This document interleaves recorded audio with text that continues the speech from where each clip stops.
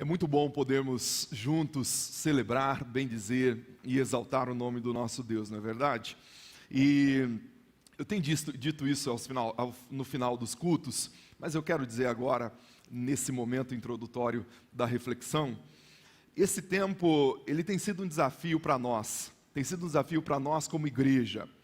E dentre tantos desafios, cuidar da questão da segurança, do ponto de vista de minimizar as possibilidades de contaminação e coisas dessa natureza, mas um dos grandes desafios é nesses momentos como esse, que nós gostaríamos de ver o sorriso, o olhar dos irmãos. Um grande desafio é ver essas faixas brancas impedindo pessoas de estar aí sentada nesses lugares. São desafios muito grandes. Um grande desafio é não poder abraçar você que nos visita hoje à noite, que está aqui conosco, que tem acompanhado, que tem frequentado. É um grande desafio, é muito ruim para nós, não é? Olhar ali o Arnaldo, a Giovana, e não poder no começo do culto chegar e dar aquele abraço gostoso, não é? Aquelas pessoas que vêm, que participam conosco da nossa celebração, e são tantos, o Marcelo referenciou, nós louvamos a Deus pela vida de vocês. Eu sei que são vários visitantes que nós temos hoje à noite. Que Deus abençoe a sua vida, Deus abençoe a sua casa, em nome de Jesus, tá bom? Senta esse abraço afetuoso, embora não esteja sendo dado do ponto de vista físico. Mas abra sua Bíblia agora comigo, lá no livro de Salmos, leremos um dos Salmos, o Salmo 46. Salmo de número 46. Por algum motivo o Senhor tem me levado ao livro de Salmos nesses últimos encontros nossos, nessas últimas reflexões. Por algum motivo, porque Ele é o Senhor da igreja, Ele é o Senhor da palavra, Ele é o Senhor da mensagem. Então, por algum motivo, Ele tem nos levado ao livro de Salmo. E o Salmo 46 é um desses textos que nos chamam atenção e que tem tudo a ver com o momento que estamos vivendo.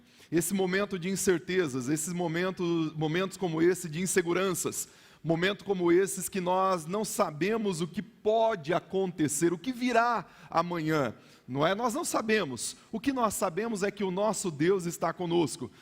O nosso Deus continua sendo soberano sobre as nossas vidas. Ele continua sendo o nosso auxílio. Ele continua sendo o nosso socorro. Ele continua sendo o nosso libertador. Ele continua sendo o nosso rochedo. Ele continua sendo aquele que nos ampara, o abrigo seguro na hora da tempestade, o abrigo seguro na hora da tribulação. O Senhor continua sendo o nosso Deus. E esse Salmo 46, então, vai dar conta disso.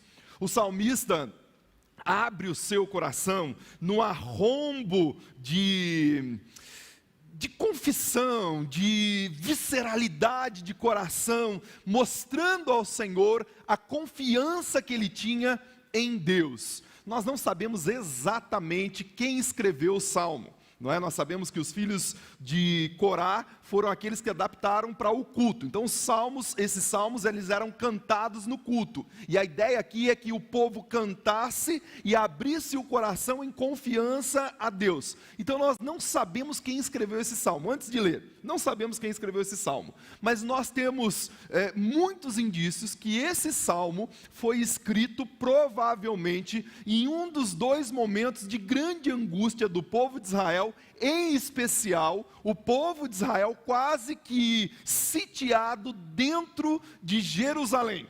Uma das possibilidades é um dos livramentos que Deus deu a esse povo, quando do reinado do rei Josafá. Lá no capítulo 20 de 2 Crônicas, o reinado de Josafá, existem 3 países que se unem. Os moabitas, os amonitas e os meonitas, eles se reúnem para entrar, para invadir, para sitiar, para tomar Jerusalém. Josafá então fica muito perplexo, fica com muito medo, e ele sabia que ele perderia aquela batalha. Ele iria ser derrotado, Israel ou Jerusalém seria tomada, mas ele ora ao Senhor. Ele busca o Senhor, ele busca o rei de Israel, o rei soberano, o rei que era para cima de um monarca terreno, e o Senhor disse: nessa batalha vocês não terão que lutar. E foi o que aconteceu nessa ocasião. Então, esses 3 países, essas 3 nações se digladiaram entre si na madrugada e se mataram. O fato é que o povo de Israel não foi vencido, pelo contrário, Josafá ainda espoliou os pertences, os bens daqueles que haviam morrido, e Israel então saiu incólume, saiu ilesa e sem nenhum problema do ponto de vista de perder a sua herança, perder a sua propriedade, perder o seu território. Então alguns atribuem esse salmo a esse contexto, que é uma possibilidade. Mas a segunda possibilidade, que é a que eu acredito que seja, é a possibilidade que está registrada em Isaías capítulo 36 e capítulo 36 e o capítulo 37, está registrado também em 2 Crônicas capítulo 32 e 2 Reis capítulo 18 e capítulo 19. É o momento do reinado do rei Ezequias, esse que foi um homem que andou com o Senhor. Um homem que poderíamos dizer, dar a mesma alcunha que o rei Davi teve, um homem segundo o coração do Senhor, um homem que teve uma experiência real, genuína com o Senhor. E esse homem, num determinado dia, nesses 3 livros que eu fiz referência para vocês, antes de entrar no capítulo 46, nesses 3 livros estão registrados essa história, num determinado dia, aquele país que era o país que estava tomando o mundo, governando o mundo no momento, que era a Assíria, a partir do seu rei, o Senaqueribe, eles então mandam uma carta para o povo de Israel, em especial para o rei Ezequias. E nessa carta, ele queria cobrar muito mais tributos, o rei Ezequias, ele se rebela, e aí ele começa a fazer alguns arranjos ali no seu reino, para que ele pudesse, de alguma maneira, combater a investida da Assíria possível, para vencer essa batalha. Porque vejam só, a Assíria era um império avassalador, era um império que acabava com aquelas pessoas, ou com aqueles que se levantavam, ou que se rebelavam. Então o rei Senaqueribe chega em Israel, em Jerusalém, e manda o seu emissário, o Rabzeque, que é o seu emissário. E esse emissário começa a dizer algumas coisas para aquele que receberia a mensagem e passaria para Ezequias depois, e a mensagem é uma mensagem terrível. A mensagem é a mensagem do gênero seguinte: olha, o rei Ezequias, ele está enganando vocês, ele está aparamentando vocês com armas, com arcos, com flechas, com espadas, mas vocês serão derrotados, vocês serão humilhados, vocês não terão condições nenhuma de vencer essa batalha. E ele começa então a dar um monte de palavras negativas para aqueles 2 que estavam ali, melhor, para aqueles 3 que estavam ali recebendo a mensagem, mas essas palavras ele estava falando em hebraico, e essas palavras iam contaminando o coração de toda a nação, ou de todos aqueles que estavam ouvindo essa mensagem. Os 3 então dizem para esse homem o seguinte: por favor, faz o seguinte, não fala em hebraico, fala em aramaico, e fala baixinho, porque se assim você fizer, só nós ouviremos, os outros não saberão. E aí esse homem, esse emissário diz o seguinte: eu não vim para falar só com vocês, eu vim para impor medo em toda a nação. E ele chega a dizer no capítulo 18 de 2 Reis, o versículo 27, o seguinte: se vocês não se submeterem a Senaqueribe, a Assíria, vamos sitiar essa cidade, faremos um cerco, e vocês morrerão da maneira mais horrenda possível. E tem mais, aí dentro, vocês comerão os seus excrementos, vocês beberão a urina de vocês. E o que ele estava dizendo aqui não era apenas uma bravata, embora poderia ser, mas ele não era apenas um bravatário, alguém que estava só impondo medo. O reino assírio, ele fazia exatamente isso. Ele sitiava a cidade, que poderia durar entre 1 e 3 anos, eles acabavam com as fontes de águas do lado de fora, então as pessoas lá dentro não tinham água, não tinha comida, e quando eles capturavam alguém lá de dentro, eles empalavam essas pessoas. Os romanos colocavam na cruz. No caso dos assírios, eles empalavam essas pessoas. Empalar era colocar uma estaca pelo orifício anal e colocava a pessoa nessa estaca em pé. Era coisa horrível. Eles cortavam os membros dessas pessoas, cortavam as pontas do nariz, a sua língua, era algo horrível. Eles faziam era um terror por onde eles passavam. E essas pessoas que iam morrendo, o que eles faziam? Lá dentro da cidade, que eles estavam sitiados, lá dentro da cidade, eles jogavam essas pessoas mortas, jogavam animais mortos, para que contaminasse o povo lá dentro, com tudo que é tipo de doença. E essas pessoas não tinham o que fazer, porque tinham que ficar dentro da cidade, porque se saísse da cidade morreriam. Lá pelas tantas, passando um ano ou pouco mais, as pessoas já não têm água e nem comida. E os historiadores vão dizer, inclusive, que essas pessoas começavam a morrer ali dentro também, e crianças começavam a morrer. E essas pessoas começavam a comer os seus próprios filhos. As crianças devoradas ali dentro daquela cidade. Então, quando esses emissários estão ouvindo essa mensagem, o coração deles está tremendo, porque realmente era isso que a Síria fazia. Era exatamente isso que a Síria fazia. Então Ezequias, depois que recebe essa mensagem, ele se prostra, ele rasga as suas vestes e vai ao templo com a carta do rei Senaqueribe e apresenta a carta ao Senhor.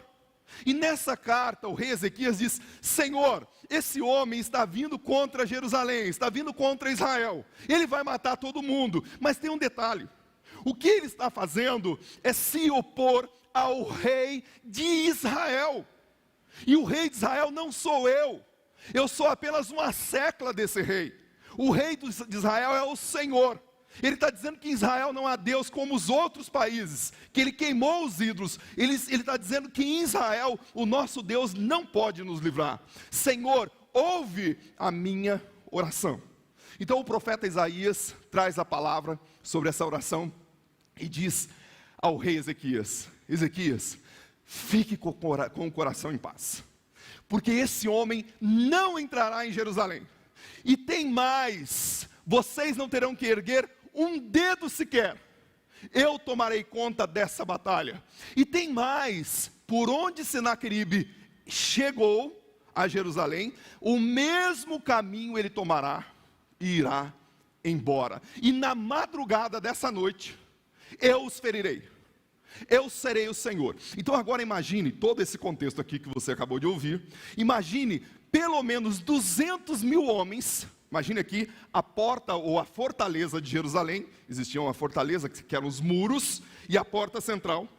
Pelo menos 200 mil homens, e não eram qualquer homens, eram homens beligerantes, homens preparados para a luta, estavam do lado de fora, marchando, gritando, impondo medo, impondo pavor, e esse povo está dentro de Jerusalém, todo mundo ouvindo isso, e aqueles homens zombando do Deus de Israel, aquelas pessoas dizendo: hoje nós os devoraremos, hoje acabaremos com vocês, de hoje vocês não passam. O rei Ezequias está contando um engodo para vocês: não há Deus em Israel. Exatamente isso que está acontecendo. Tido isso de contexto de pano de fundo, leia o primeiro versículo então comigo. Olha o primeiro versículo do capítulo 46, ele diz assim: Deus é o nosso refúgio.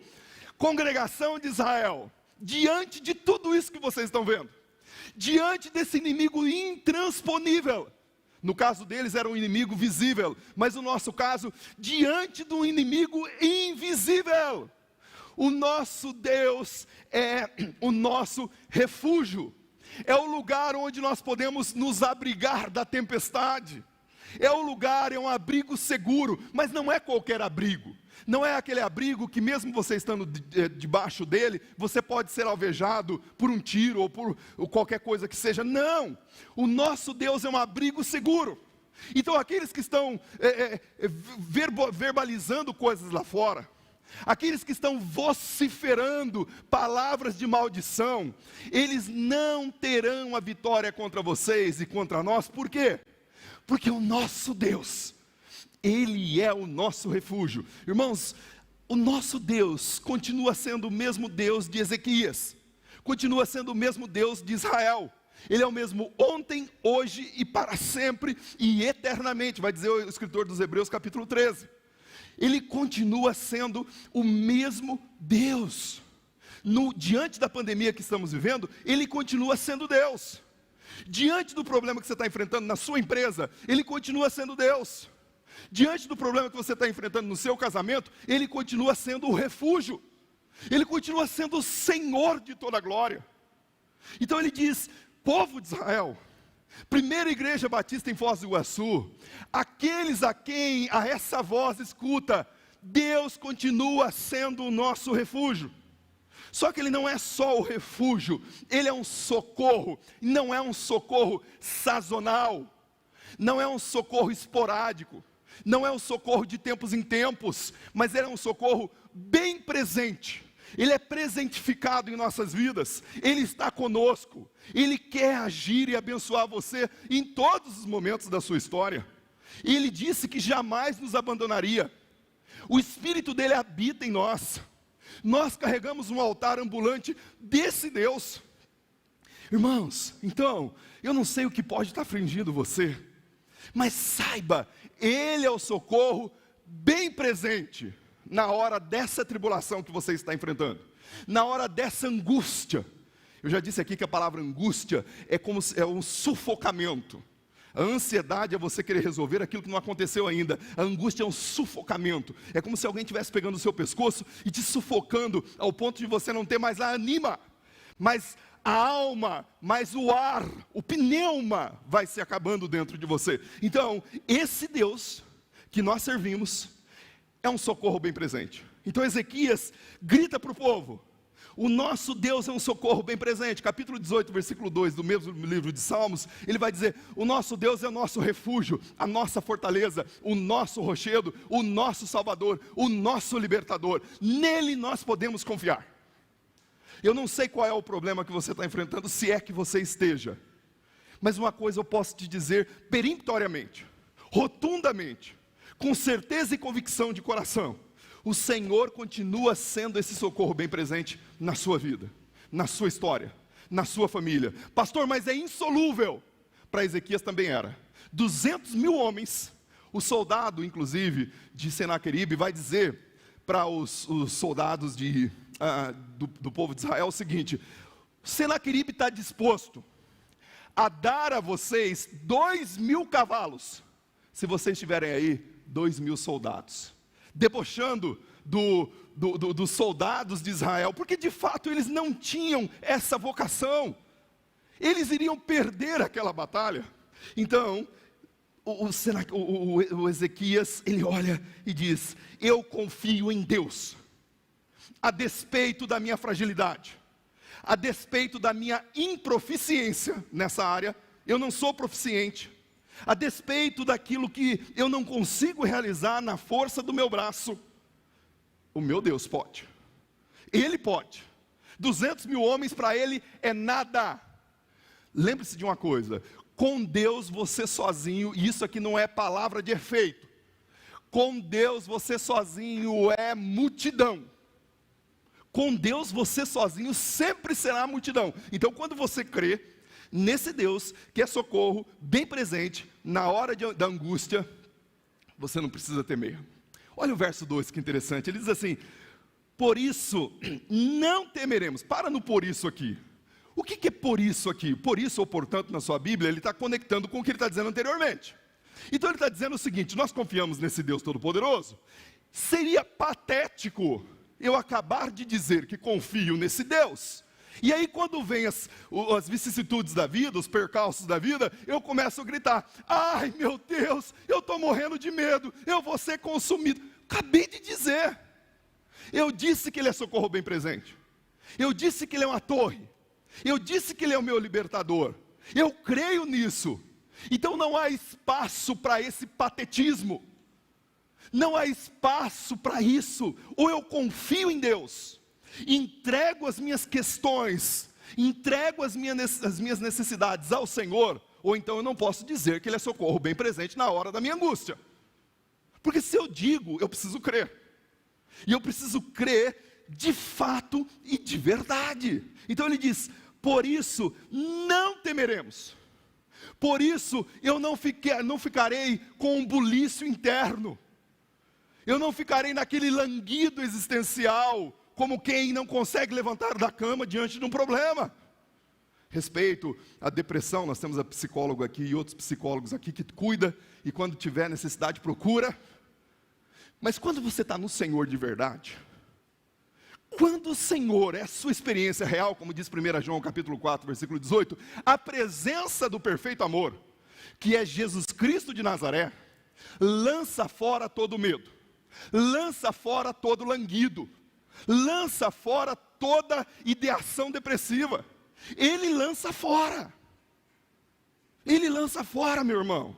Então, por isso, não temeremos. E agora ele vai falar de um hecatombe, ele vai falar de um cataclismo, aqui a partir do versículo 2, olha só. Ele usa essas figuras que são inamovíveis, dando a possibilidade delas, figuras de segurança, não são inamovíveis porque é possível remover, mas figuras de fixidez, de segurança, para mostrar que ainda que isso aconteça, o Senhor continua sendo o mesmo. Olha aí, por isso não temeremos, ainda que a terra trema, ainda que haja um terremoto de proporções universais, que afete todas as esferas do globo, ainda que haja isso, nós não temeremos, e os montes afundem nas profundezas do mar, nós não temeremos. Ele continua, ainda que as águas venham a rugir e espumar, ainda que os montes estremeçam na sua fúria, nós não temeremos. Irmãos, veja só, esse salmo deu um salto quântico, da posição de apenas uma poesia, e o era, porque era cantado no culto, mas da posição de apenas uma poesia, para uma realidade de espírito, para uma firmeza de fé, para uma firmeza não apenas de intelecção, não apenas de conhecimento, mas de vivencialidade. E ele diz, nós não temeremos. Eu trouxe uma imagem, eu vou pedir para o Tiago está ali na cabine, ele vai nos ajudar. Eu quero mostrar uma imagem para vocês, rapidinho. O Tiago vai soltar para nós ali, uma imagem interessante. Essa imagem é do tsunami. Está falando aqui que os mares poderiam haver maremoto, tsunamis, eles continuariam não tremendo. Essa imagem aí é uma imagem muito interessante.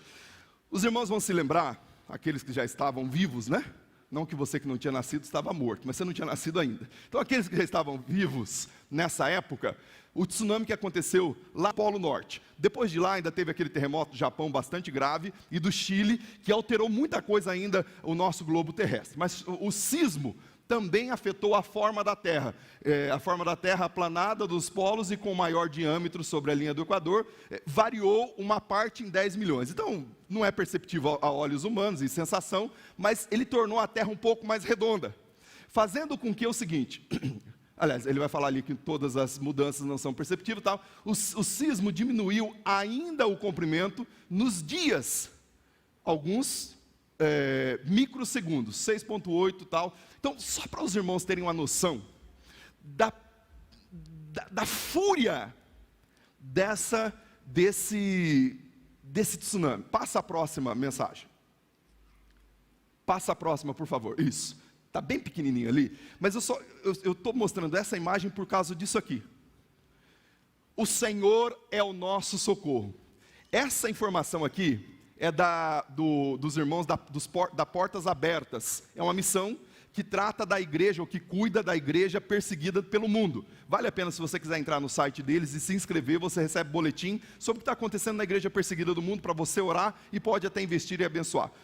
Esse terremoto aconteceu esse tsunami aconteceu no dia 26 de dezembro de 2004. Olha lá o testemunho. Sabemos que o terrível tsunami destruiu essa cidade ao ponto de deixá-la no chão. Vocês viram a foto? Vejam só. Porém, existe um testemunho extraordinário que queremos compartilhar com os irmãos. Na cidade, essa cidade que nós fizemos referência, existem aproximadamente 400 cristãos. A cidade toda, 98% é muçulmana e outras religiões, então eles não permitiam alguns desejos ou necessidades dos cristãos. Vejam só, no dia 25 de dezembro de 2004, eles, os cristãos, queriam celebrar o Natal juntos. Eles queriam na cidade glorificar a Deus, celebrar Jesus.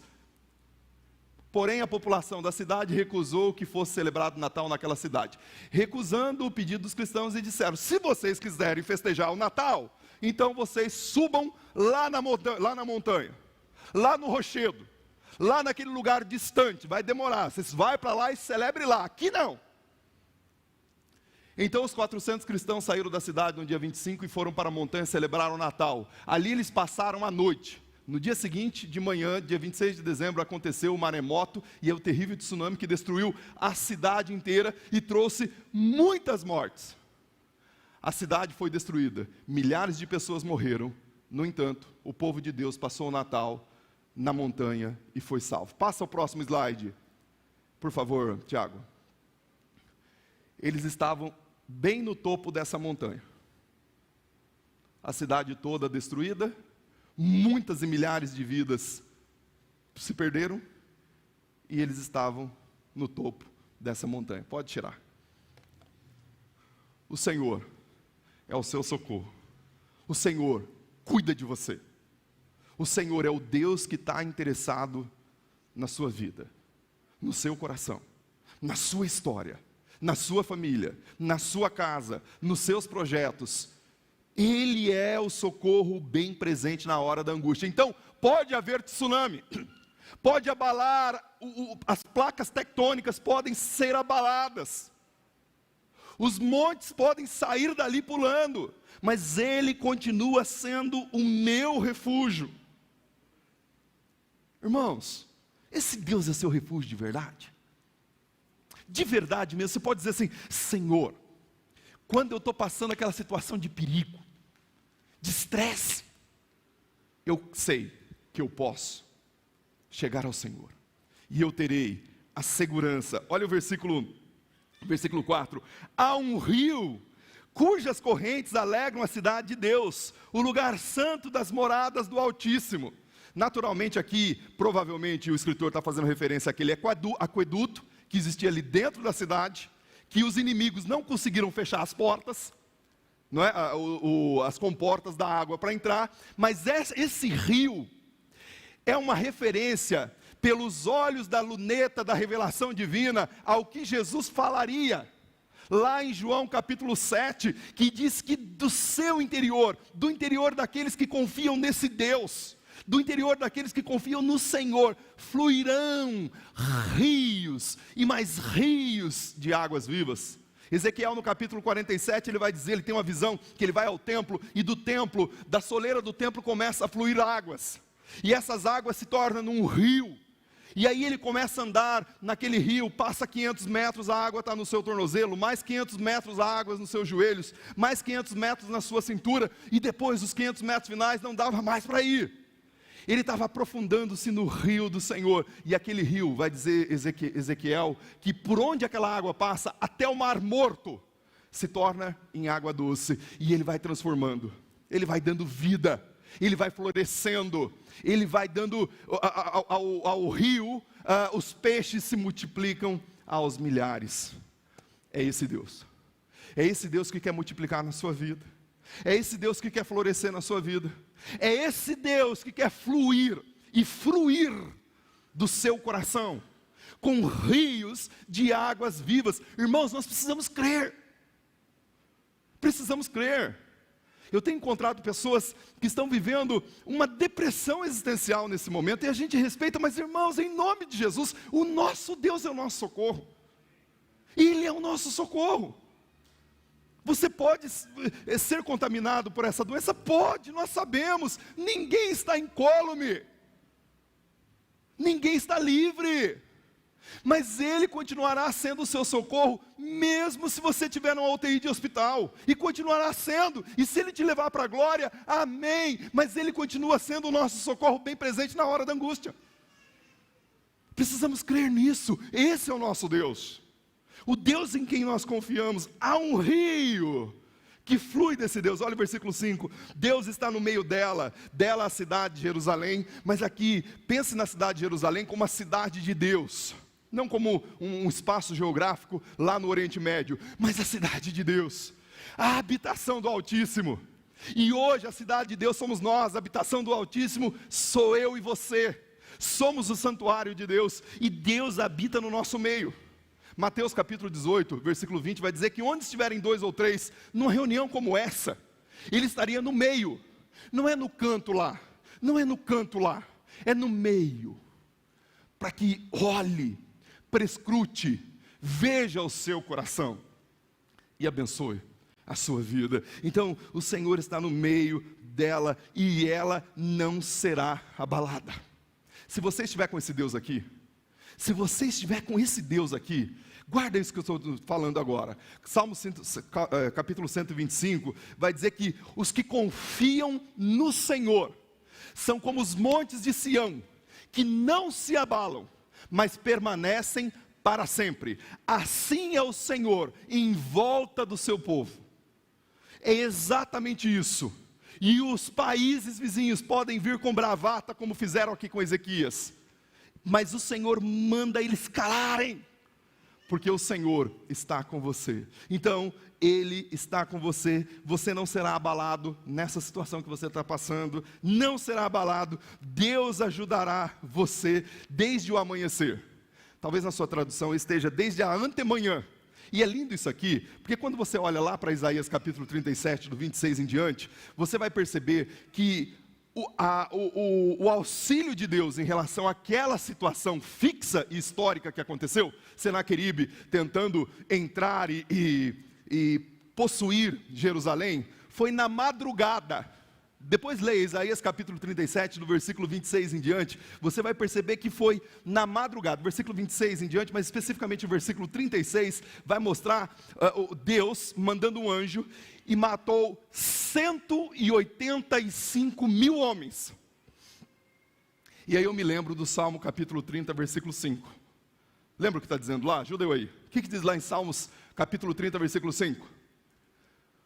O choro pode durar uma noite, o languido pode durar uma noite, a depressão, a ansiedade, a tribulação pode durar uma noite, mas a alegria vem pela manhã. No dia de manhã, no outro dia de manhã, 185 mil homens morreram. E o texto bíblico no capítulo 37 de Isaías vai dizer que Senaqueribe, vendo aquela cena de horror, ele tomou os soldados que ainda sobraram e fugiu pelo mesmo caminho até Nínive. Lembra da profecia que Isaías tinha dado? Que ele voltaria pelo mesmo lugar? Foi exatamente isso. E a Bíblia diz exatamente para nós, para mim e para você. O inimigo que se levantou contra você, capítulo 54 de Isaías, versículo 17, ele não tem poder. Toda arma forjada contra você não prosperará. O seu Deus é o grande eu sou. 64:4 de Isaías vai dizer que desde a antiguidade não se ouviu, e nem com o ouvido se percebeu, e nem com os olhos se viu, um Deus que trabalha em favor daqueles que nele esperam. Deus continua trabalhando no meu favor e no seu favor. Ele continua dando vitória. E nele, vai dizer Paulo em Romanos capítulo 8, somos mais do que vencedores. Caminhando para o final, as nações se enfurecem, os reinos se abalam, vem bravata, vem pessoas se levantando contra você, vem pessoas fazendo terror psicológico, terror emocional, indiferença existencial. Indiferença existencial é quando a pessoa quer mostrar para você que você não vale nada para ela. E aí você entra no jogo emocional e fica todo tristinho. Então, tudo isso, as nações vêm, se levantam em guerra, as pessoas, aqueles seus inimigos que você pode ter, se levanta. Só que tem um detalhe, eles podem se levantar, mas eles cairão. As nações se enfurecem, os reinos se abalam. Ele levanta, ele aqui é Deus, levanta sua voz e a terra se dissolve. Qualquer problema que você estiver enfrentando, a voz, o hálito de Deus dissolve tudo. É por isso que esse salmo é para quem está com Ele. Assim como o Salmo 91. Salmo 91 vai dizer que aqueles que descansam no esconderijo do Altíssimo, à sombra do Onipotente, e aí tem uma série de bênçãos. Só que as pessoas pensam que é para todo mundo aquilo lá. Não, é para quem anda no esconderijo ou descansa no esconderijo do Altíssimo. É para quem descansa nesse abrigo. Você descansa nesse abrigo? O Altíssimo é o seu esconderijo. Senhor dos exércitos está conosco, o Deus de Jacó. Deus de Jacó aqui é o Deus da aliança, a aliança de Abraão, Isaque e Jacó. E essa aliança, ela é ciclotínica. Ela foi lá para os pais, para os patriarcas, ela vem para o povo de Israel, e ela foi renovada. feita uma nova aliança no sangue de Cristo. Então essa aliança de Abraão, Isaac e Jacó continua viva, porque Cristo renovou e fez uma nova aliança com o Pai. Eu e você, agora no final do versículo 7, continuamos contando com esse refúgio. Versículo 8, vinde, contemplai as obras do Senhor, que devastidão Ele fez na terra. Olha aí, 185 mil homens, que estavam todos trajados para a guerra, extremamente amestrados, homens treinados, beligerantes, cruéis, estão todos mortos como cadáveres, porque o Senhor é o Deus que peleja por nós. O Senhor é o Deus que peleja por nós. Verso 9, ele acaba com as guerras até os confins do mundo, quebra o arco, despedaça a lança, destrói os carros como com fogo. Aquietai-vos, e agora aqui a palavra para você, finalizando.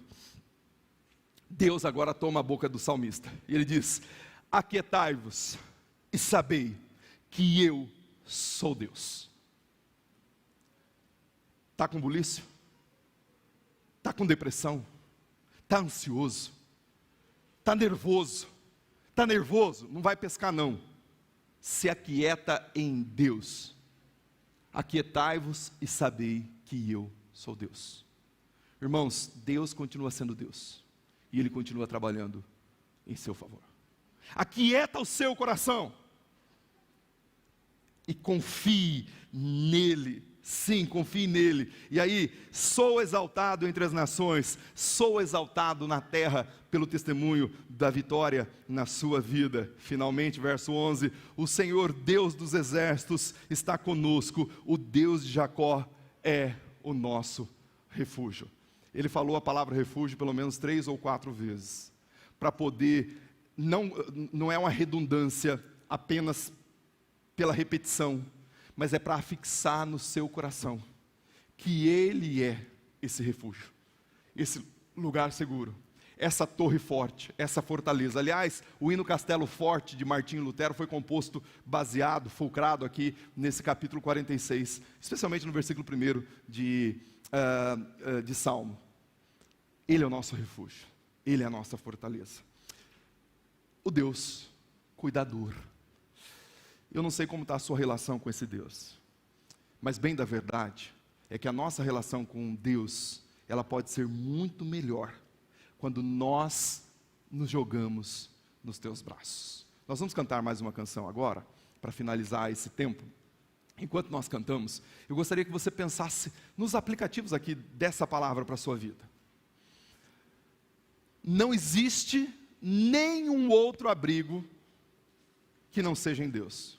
Aliás, existem muitos outros abrigos, mas nenhum que poderá te acolher e te proteger que não seja esse refúgio. Não existe nenhum socorro. Aquele seu amigo que tem condições de socorrer você financeiramente, aquele seu amigo que tem condições de proteger você a partir da segurança ou qualquer outra coisa, ele não será bem presente na sua vida porque ele não é onipresente.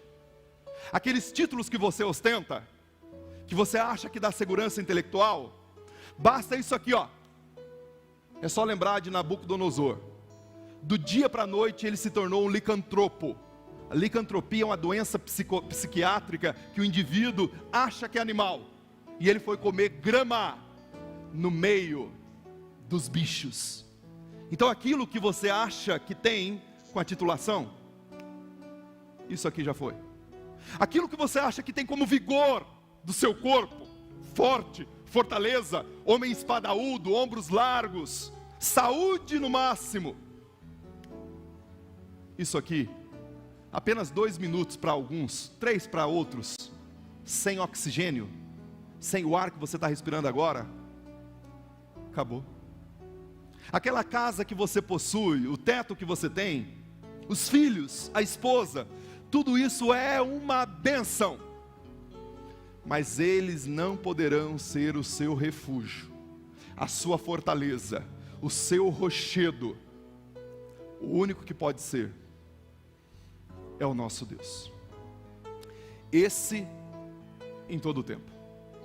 Ele é o socorro bem presente na hora da angústia. Quero convidar você a ficar em pé. Nós vamos cantar essa canção. Enquanto cantamos essa canção, eu gostaria que você refletisse aí no seu coração, na sua vida, na sua alma, na sua existência. Existe alguma coisa que está me tirando a paz, a alegria, está me tirando a segurança, está me causando tribulação na família, no trabalho, uma insegurança, uma incerteza, uma dor, uma doença? Faça assim.